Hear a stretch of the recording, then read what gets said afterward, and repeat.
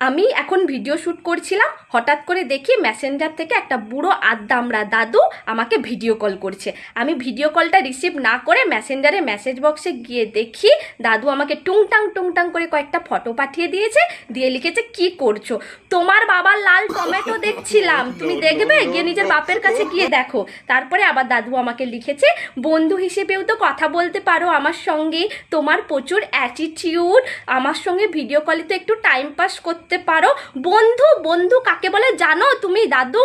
আমি তোমার নাতনির বয়সী, তোমার তো 3 কাল গিয়ে 1 কালে ঠেকেছে, তোমার সঙ্গে আবার কি বন্ধুত্ব করব?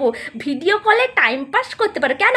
তোমার দিদা তোমার সঙ্গে টাইম পাস করে না নাকি শ্মশানে চলে গেছে তোমার দিদা? তাহলে তুমিও চলে যাও না ওখানে, গিয়ে দিদার সঙ্গে গিয়ে টাইম পাস করো। এরপর ভিডিও কল করবে, দেখবে বাথরুমে কোমোটে গিয়ে হেগে রাখবো, হেগে সেই গুয়ের ফটো তোমাদেরকে ভিডিও কলে দেখাবো, তখন বুঝবে ভিডিও কল করার কি মজা।